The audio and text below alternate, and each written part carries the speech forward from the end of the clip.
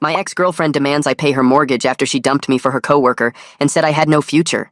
She left me 3 days before my 25th birthday. No warning, no real conversation.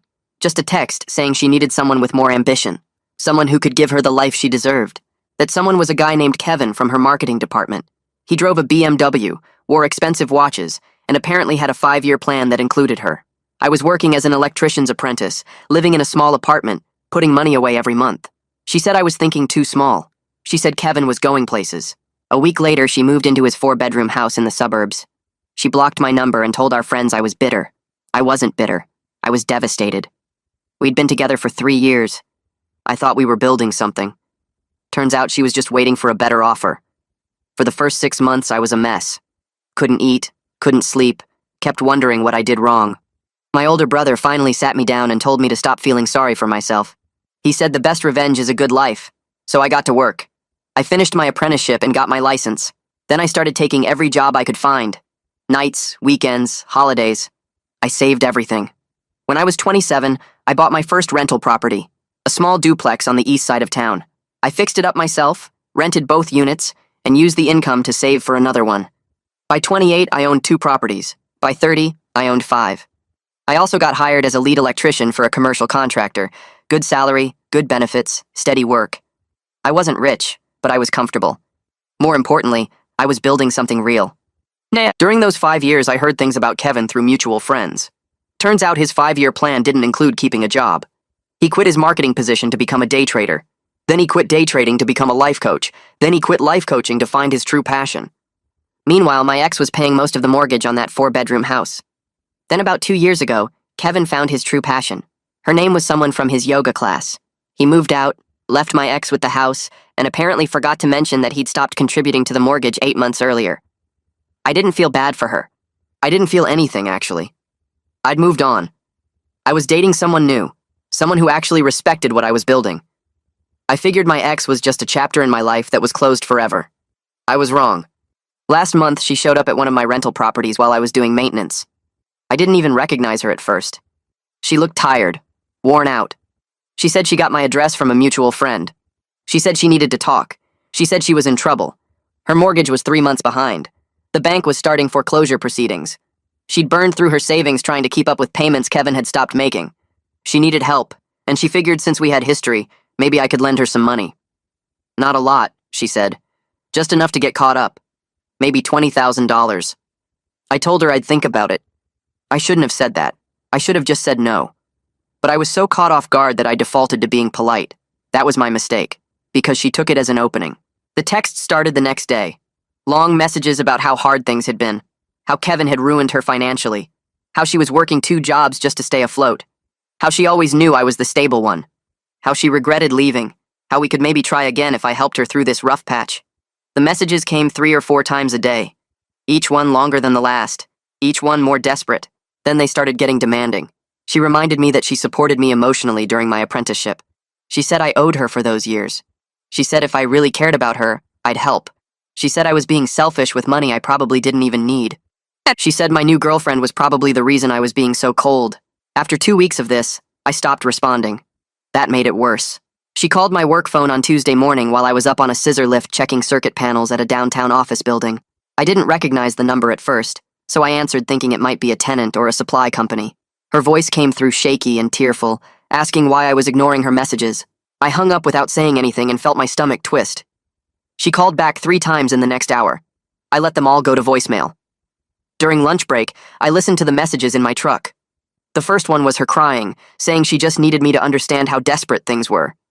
The second one had her voice getting sharper, asking if I felt good about myself for abandoning someone I claimed to care about. The third one was back to crying, begging me to at least talk to her like a human being. I deleted all 3 and tried to focus on the afternoon's work. Hannah, my supervisor, noticed me checking my phone every few minutes during our inspection of the electrical room. She asked if everything was okay, her tone professional but concerned. I told her everything was fine, just some personal stuff I was handling.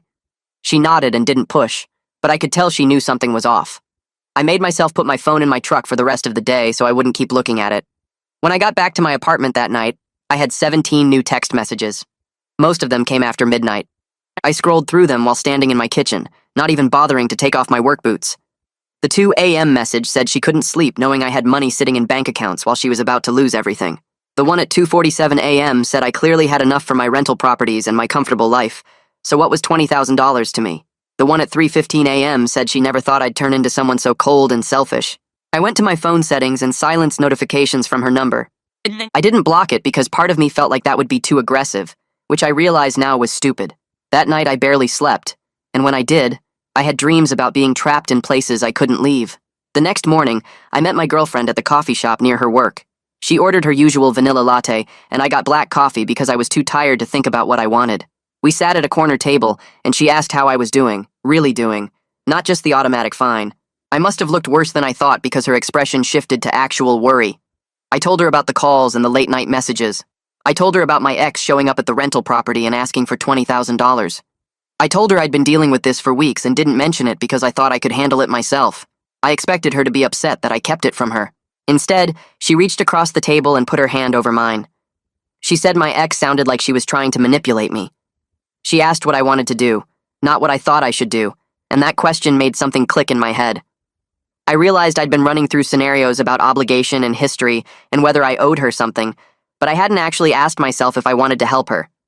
The answer was no. I didn't want to give her money. I didn't want to be involved in her problems. I didn't want her back in my life at all. My girlfriend squeezed my hand and said that was a completely reasonable feeling.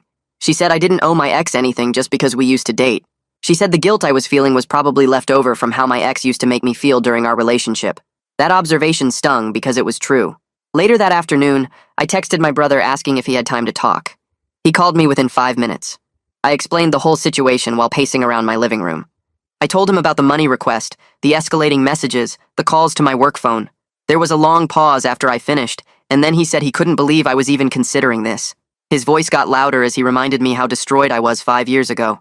He brought up how she called me unambitious while I was working 60-hour weeks to build a career. He said this was exactly the kind of guilt trip she always used on me, making me feel like I wasn't doing enough or being enough. He said she left me for someone she thought had more money, and now that her plan failed, she was coming back to me like an ATM machine. He told me to send her one message saying no, and then stop responding completely. He said to keep it short and emotionless, so she couldn't twist my words. I sat down on my couch after we hung up and opened a new text message. I typed it out 3 times before I got the wording right. The final version said I wouldn't be lending her money and I needed her to stop contacting me. I read it over twice, then sent it before I could second-guess myself. My phone showed she read it almost immediately. 10 minutes later, my phone buzzed with her response. I made myself wait before looking at it. When I finally opened the message, it was a wall of text that I had to scroll through. She called me heartless and selfish. She said she never realized who I really was until now. She said I was punishing her for choosing Kevin, and that I was petty and vindictive. She said the money meant nothing to me but everything to her, and I was choosing to let her suffer out of spite. She said she hoped I could live with myself. She said she'd supported me emotionally during my apprenticeship when I was broke and stressed, and this was how I repaid her. She said she always knew I'd become arrogant if I ever got money. I put my phone face down on the coffee table and stared at the wall. My hands were shaking. I felt angry and guilty and justified all at the same time. I didn't respond. The next day, I had to replace a water heater at my duplex on the east side. I got there around 9 in the morning and parked in the small lot behind the building. The work took about 3 hours because the old unit had corroded fittings that I had to cut out. When I came back outside carrying my toolbox, I saw her car parked near my truck. My whole body went tense. She was sitting in the driver's seat watching me. I don't know how she knew I'd be there. Maybe she'd been driving by my properties looking for my truck. Maybe she'd figured out my schedule somehow. I walked to my truck and opened the door, planning to just leave. She got out of her car before I could pull away. She looked exhausted, with dark circles under her eyes and her hair pulled back in a messy ponytail. She walked toward my truck and said we needed to talk face to face like adults. I rolled down my window about 3 inches, just enough to hear her but not enough to feel trapped. I told her I wasn't lending her money and she needed to leave. She started crying, her shoulders shaking as she leaned against my truck. She said I was the only person who ever really understood her. She said Kevin never saw her the way I did. She said she made a mistake leaving me and she knew that now. She said if I helped her get through this, maybe we could figure things out between us. I didn't say anything. I just looked at her and felt nothing except the need to get away from this situation. When I didn't respond, her whole face changed. The tears stopped and her expression went hard. She brought up specific things I'd said during our relationship about being there for people I cared about. She quoted me almost word for word, saying I'd told her I'd never abandon someone I loved. She said I'd promised I wasn't like other guys who just disappeared when things got hard. I realized she was using my own words against me, weaponizing things I'd said when I was 22, and trying to prove I was worth keeping. She was using the person I used to be to manipulate the person I am now. I told her clearly that showing up at my properties was harassment, and I needed her to leave. She started to say something else, but I rolled up my window and backed out of the parking space. She stood there watching me drive away. My hands shook on the steering wheel for the entire drive home. Confrontation still makes me anxious even after all these years. But I was also proud of myself for holding that boundary, for not letting her tears or her anger change my answer. That evening, my girlfriend came over with takeout from the Thai place we both like. We ate on the couch and I told her about what happened at the duplex. She listened without interrupting, and when I finished, she said we should start documenting everything. She said if this kept escalating, I might need a record of it. The suggestion made me feel paranoid at first, like I was overreacting to what was just a messy situation with an ex. But she pointed out that my ex had already found my work number, my rental properties, and my girlfriend's Instagram. She said that wasn't normal breakup behavior. She said that was someone who wasn't respecting boundaries. I got my laptop and started going through my text messages, taking screenshots of everything my ex had sent over the past 3 weeks. There were more than I remembered. I saved them all in a folder and started a document noting the dates and times she'd shown up at my properties. I wrote down when she called my work phone and when she contacted my girlfriend. Seeing it all laid out like that made it feel more real and more serious. My girlfriend sat next to me the whole time, her hand on my back, and I felt less alone in dealing with this. Having a plan made me feel less powerless, like I was taking control of the situation instead of just reacting to whatever she did next. The next morning, my girlfriend showed me her phone while we were having coffee. She'd gotten a direct message on Instagram from someone she didn't know. The message introduced the sender as my ex-girlfriend and said she was worried about me because I'd been acting strange and cold lately. My girlfriend asked if she should respond or just block her, and I could see she was annoyed but trying to stay calm for my sake. I told her to block her without responding. My girlfriend did it right away, but I could feel something shift in my chest. This was different from all the texts and voicemails and showing up at my properties. This was my ex dragging my girlfriend into the mess, crossing a line from my past directly into my present. I'd been handling the harassment by myself, trying to keep it contained, but now it was touching the most important relationship in my life. The anger I felt was sharper than anything I'd experienced during the previous weeks. It wasn't the sad, confused anger from when she first started contacting me. This was protective anger, the kind that made my hands shake and my jaw clench. My girlfriend sat across from me at the kitchen table and squeezed my hand, saying it was okay, and she knew I wasn't doing anything wrong. But I could see the violation had affected her too. Someone from my past had invaded her space, used her social media to try to manipulate the situation, and made her part of something she had nothing to do with. That evening, I kept thinking about how this wouldn't stop on its own. My ex had proven she would keep finding new ways to contact me, new pressure points to push.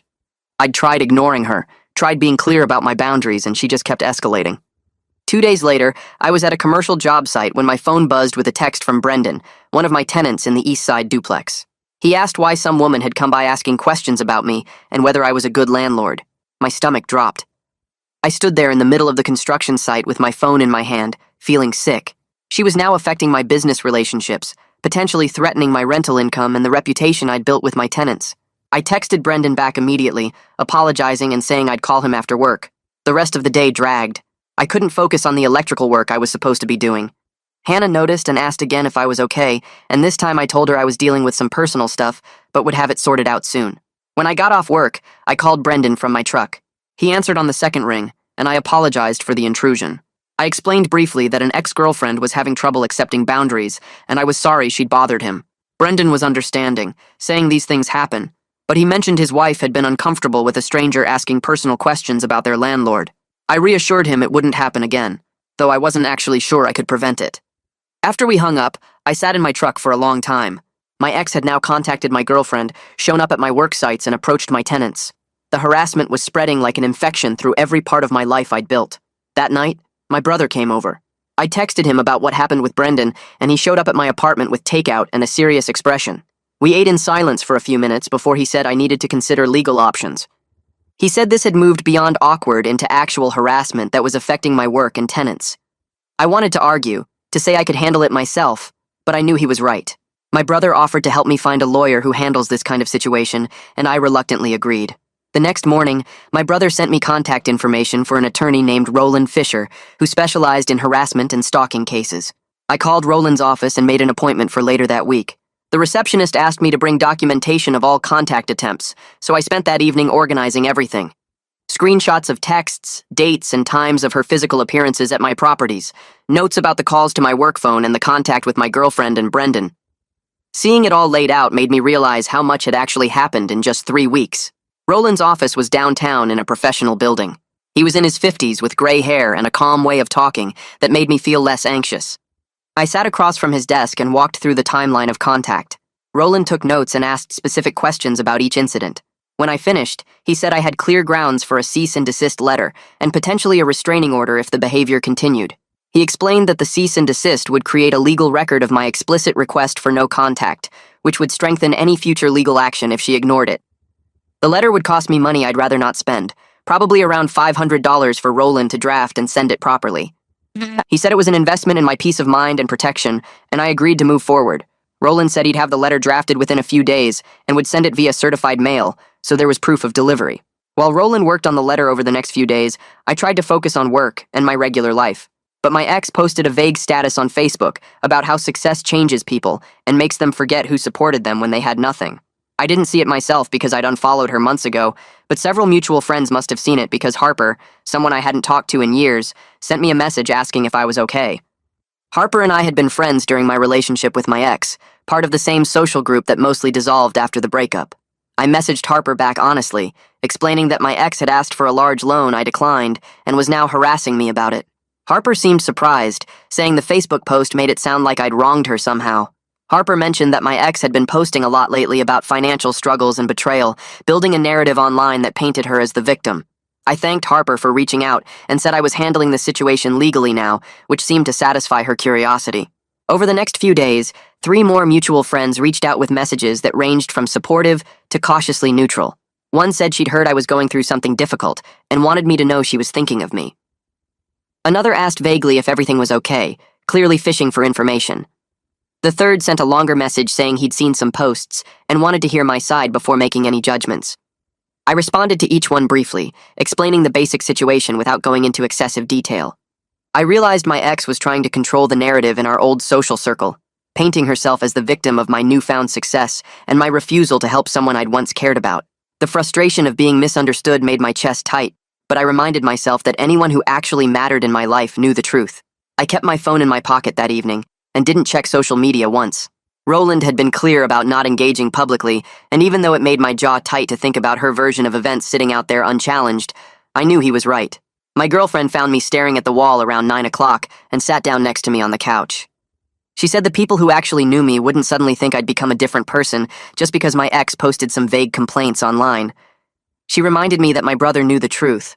My coworkers knew my character. My tenants respected how I ran my business. The opinions of people I hadn't talked to in 5 years didn't change any of that.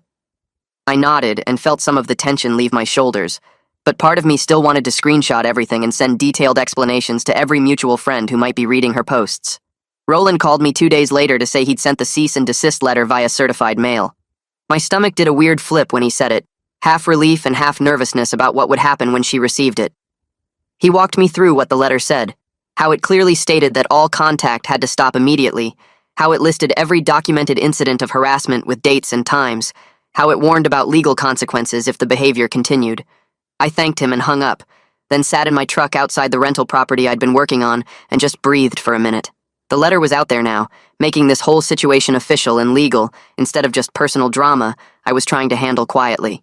For 2 full days, my phone stayed silent. No texts, no calls, no messages through mutual friends. I kept checking it anyway, expecting something, but nothing came. I slept better those 2 nights than I had in weeks, actually making it through until morning without waking up to check for notifications. My girlfriend and I had a normal weekend, the kind we used to have before all this started.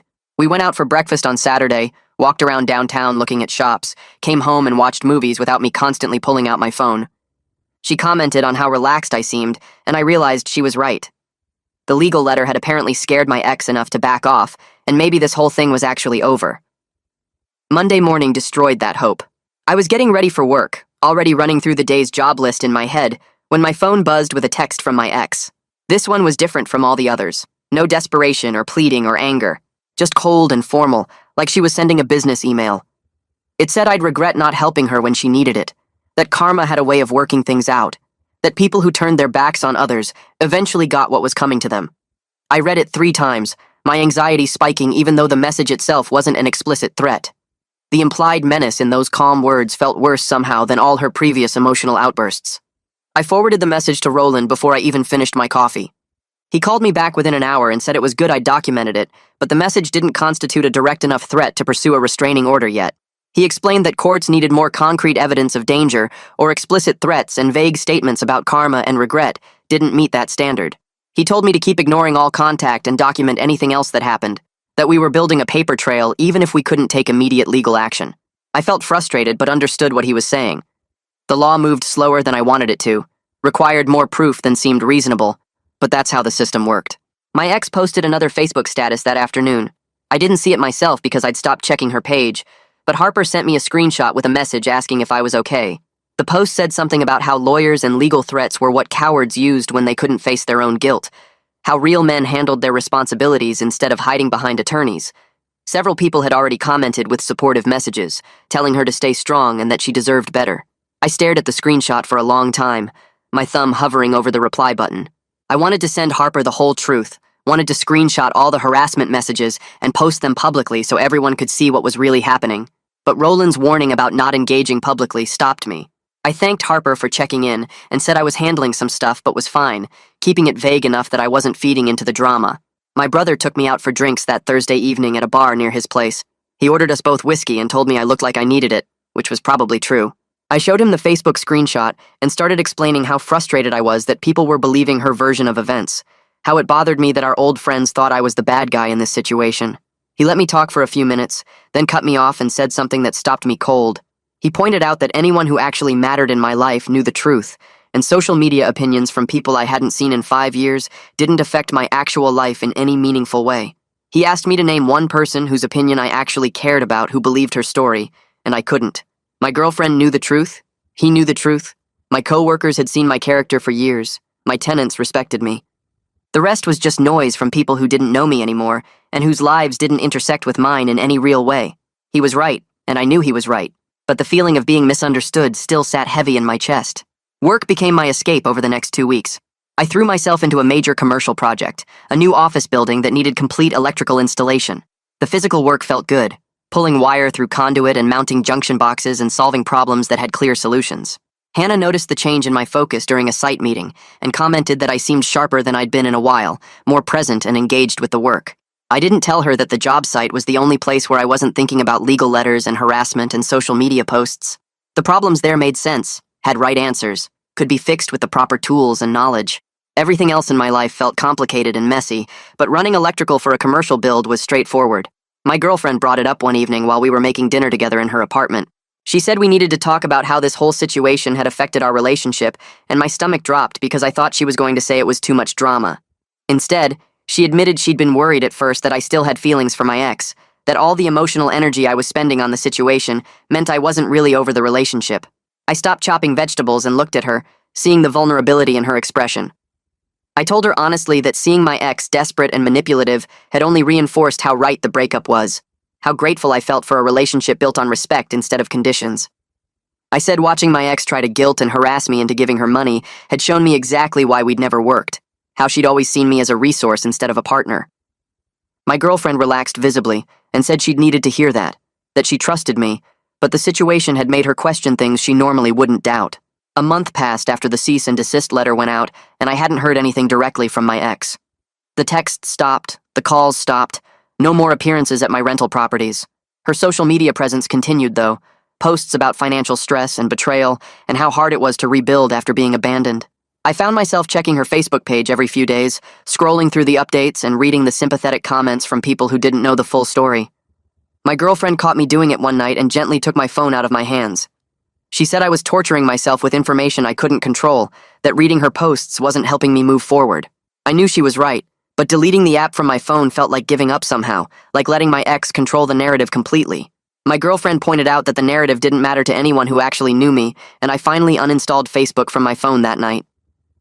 The next week, Harper sent me a message saying she'd run into my ex at a coffee shop downtown.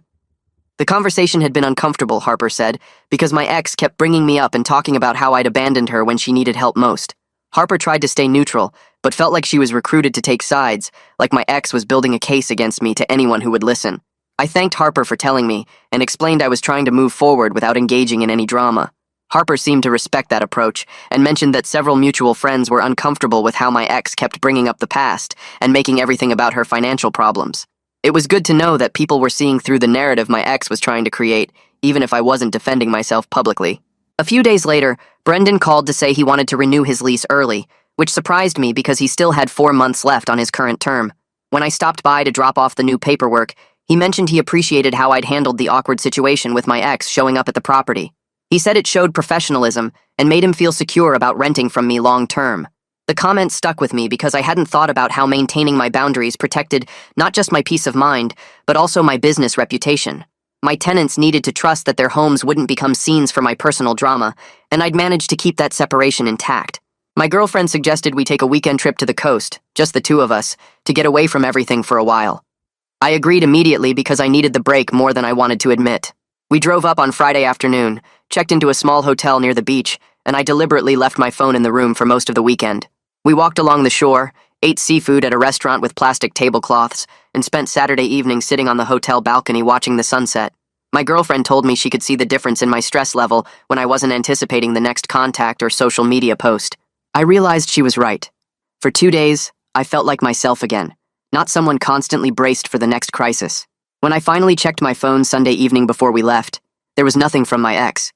Instead, my brother had sent several funny memes and messages checking in to see how I was doing. The absence of drama felt strange at first, like waiting for something bad to happen, but gradually I started to accept that maybe the legal letter had actually worked. 2 months after everything started, I was doing routine maintenance at my original duplex when I noticed something while carrying tools back to my truck. The for sale sign had gone up on my ex's house in the suburbs.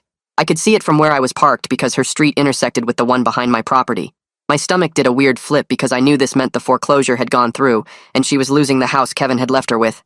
I stood there for a minute, toolbox in hand, staring at that sign and feeling a complicated mix of emotions I hadn't expected. Part of me felt relieved that she wouldn't be able to contact me about money anymore because the crisis she'd been trying to make my responsibility was finally resolving itself. But I also felt genuine sadness that her life had fallen apart this way, even though I knew it wasn't my responsibility to fix. That evening, I told my girlfriend about seeing the sign, and she listened as I processed these conflicting feelings without trying to tell me what I should feel. She just sat with me on the couch while I worked through the fact that I could feel bad for someone without owing them anything. A week later, Harper messaged again with news that my ex had moved back in with her parents in a different state and was apparently starting over with a new job there. The information felt like a final chapter closing, and I realized I'd been waiting for some kind of ending to the situation without knowing it. I called Roland to ask if I needed to do anything else legally now that my ex had moved away. He said the cease and desist letter remained in effect, but the physical distance made further harassment unlikely. He congratulated me on handling a difficult situation with appropriate boundaries and said most people struggle more with holding firm when an ex tries to manipulate them. I thanked him for his help and hung up feeling like I'd actually managed something important. Not just survived it, but handled it correctly. My brother and I met for our regular monthly dinner at the barbecue place we always went to, and halfway through the meal he brought up how different I seemed compared to 3 months ago when this all started. I thought about it while finishing my pulled pork sandwich and realized he was right. I was sleeping better, not checking my phone every few minutes and feeling more confident in my ability to protect my own boundaries. The whole experience had taught me something about the difference between being polite and being a doormat, between caring about someone's struggles and taking responsibility for problems I didn't create. At work the following week, Hannah pulled me aside during our morning break and said she'd noticed I seemed stressed for a while, but whatever was going on appeared resolved now. I appreciated that she'd given me space to handle it privately while still noticing and caring. It reinforced that I'd built a good professional life with people who respected boundaries. She didn't pry for details, just said she was glad I seemed more like myself again. That same evening, my girlfriend brought up moving in together while we were making dinner at her place. We'd mentioned it casually before, but never seriously planned anything. She said going through the harassment situation together showed her how well we communicated during stress, and she felt ready for the next step. I realized I felt the same way. The experience had tested our relationship in ways normal dating wouldn't have, and we'd handled it as a team. I started thinking about my ex less and less over the following weeks. When she did cross my mind, it was with a kind of detached understanding rather than anger or hurt. She'd made choices based on what she thought she wanted, and those choices had natural consequences that weren't my responsibility to fix. I could see now that she'd always been chasing something external, rather than building something real. One of my other tenants called to give notice that they were buying their own house. As I started the process of finding new renters, I felt proud of the small business I'd built. This was what my ex had called thinking too small 5 years ago, but it had given me stability and independence. I scheduled property showings and updated my rental listings, feeling confident in what I'd created. My girlfriend and I spent the next few weekends looking at apartments together. We found one we both loved, bigger than either of our current places, with space for a home office where I could handle my rental property paperwork. The second bedroom had good natural light and room for a desk and filing cabinets. Signing the lease together felt like a statement that we were building something real and lasting. We picked up the keys on a Saturday morning and stood in the empty living room planning where our furniture would go. As we packed up my current apartment over the next week, I found an old photo of my ex and me from early in our relationship, tucked in a box of random items. We looked young and happy, taken at some outdoor concert we'd gone to. Instead of the sharp pain I would have felt a year ago, I just felt grateful for who I'd become since then. I threw the photo away without ceremony, tossing it in the trash bag with old papers and broken electronics. My brother showed up on moving day with his truck and helped us load furniture. Over pizza afterward in our new living room, he brought up how 5 years ago he'd told me the best revenge is a good life. He said he was proud that I'd actually done the work instead of just talking about it. His approval meant more than I expected, and I realized how much his tough love back then had shaped my recovery. We sat on the floor eating pizza off paper plates, and he joked that the new place looked too grown up for me. A few days later, Harper sent me a message saying she wanted me to know that my ex was apparently doing okay in her new city and had stopped posting about the past on social media. Harper said she thought I'd want to know there was no lingering drama.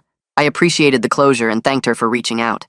It felt like a final door closing on that chapter of my life. My girlfriend suggested we have a housewarming party to celebrate the new apartment. I realized I'd been thinking of her as just my girlfriend when she was so much more than that.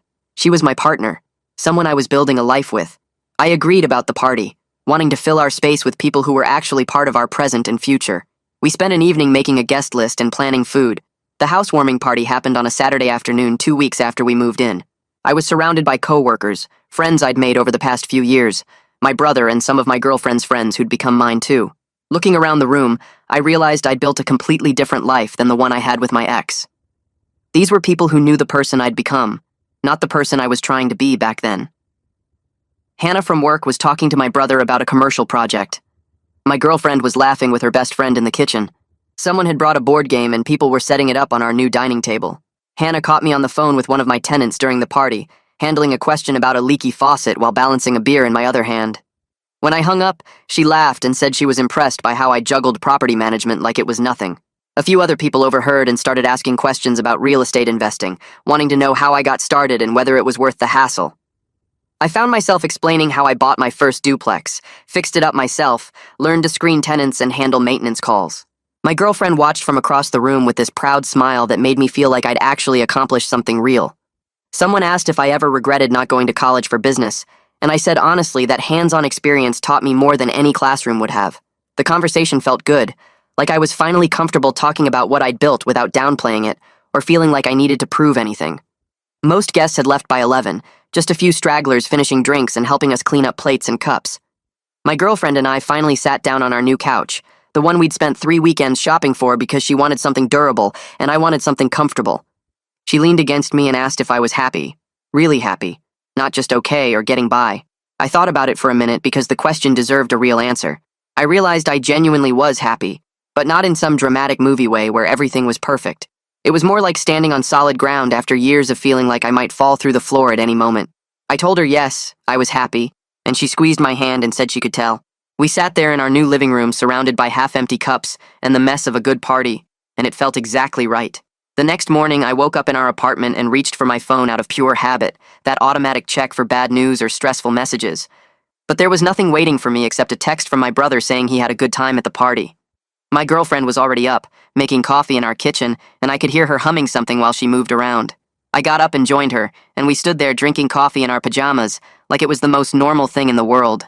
The ordinariness of the moment hit me as the best possible outcome of everything I'd been through. No drama, no crisis, no desperate messages demanding my attention.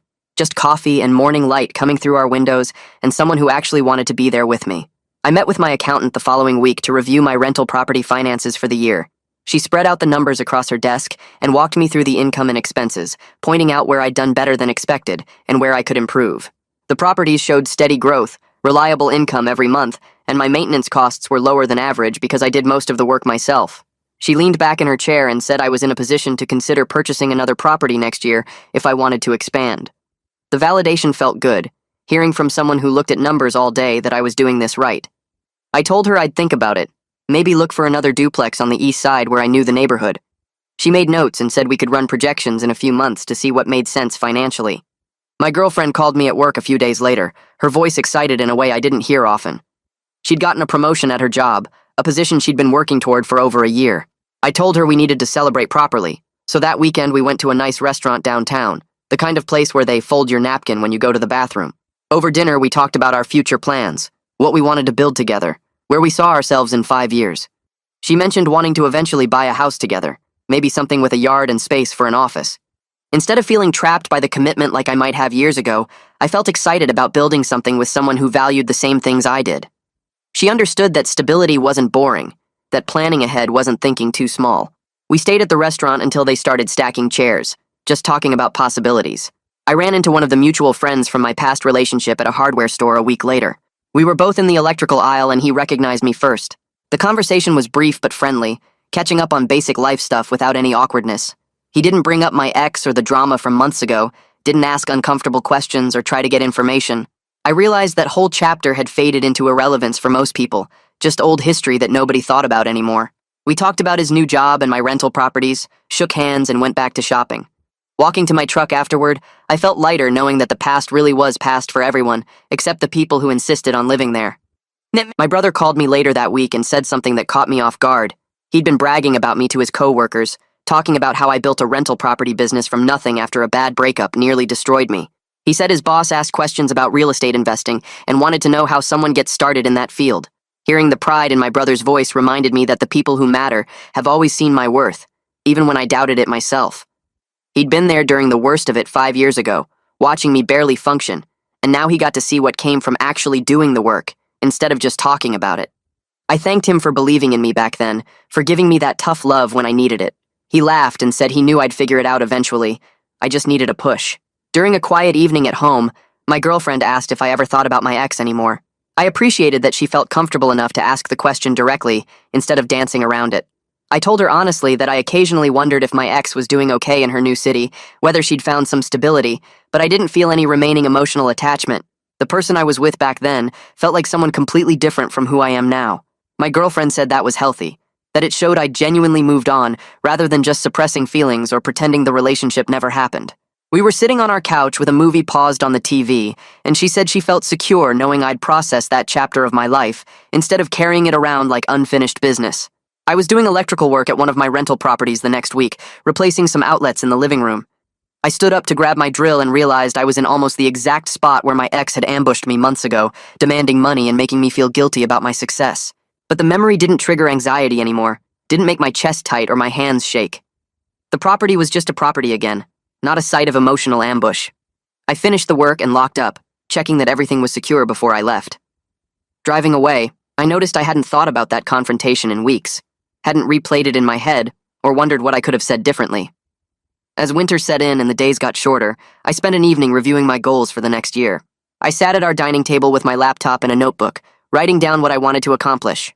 Potentially another rental property if the numbers worked out and I could find the right place. Continuing to build my electrical career, maybe taking on more complex commercial projects, and maybe proposing to my girlfriend when the time felt right, when we'd been living together long enough to know this was what we both wanted. These were the ambitious plans my ex said I didn't have 5 years ago, but they were real and achievable because I built them on actual work instead of fantasies. I closed my notebook and looked around our apartment, at the life we were creating together, and felt ready for whatever came next. Thanksgiving morning started with my girlfriend and me pushing our small dining table against the wall to make room for the folding table my brother was bringing over. We'd invited 8 people total, and our apartment wasn't built for hosting that many, but we made it work by moving the couch and setting up chairs borrowed from 3 different neighbors. My brother showed up first with the extra table and a pumpkin pie his wife had made, and he helped me arrange everything while my girlfriend finished cooking the turkey. Her parents arrived next, followed by 2 of her cousins, then Hannah from work with her husband, and finally 2 friends I'd made through my rental property networking group. The apartment felt crowded in a good way, full of voices and the smell of food and people laughing while they squeezed past each other to reach the kitchen. We sat down to eat around 3 in the afternoon, plates piled high with turkey and stuffing and green beans, and I looked around the table at all these people who'd become part of my life over the past few years. Hannah was telling a funny story about a job site disaster, my brother was arguing good-naturedly with my girlfriend's dad about football, and everyone seemed comfortable and happy to be there.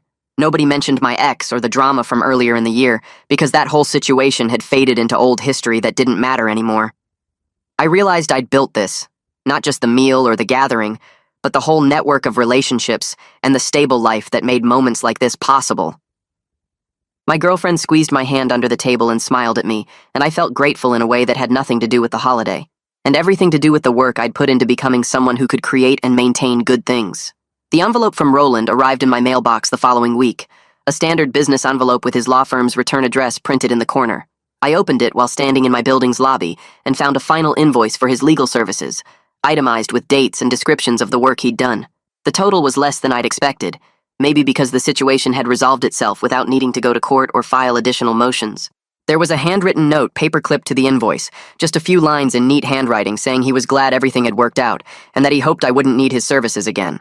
I folded the invoice and note back into the envelope and took them upstairs to my apartment, where I wrote a check for the full amount immediately. Paying it didn't feel like a burden or an unwanted expense, even though the money could have gone toward other things. Roland had given me tools I didn't have on my own, the legal language and formal process that made my boundaries real and enforceable, instead of just words I said that my ex could ignore.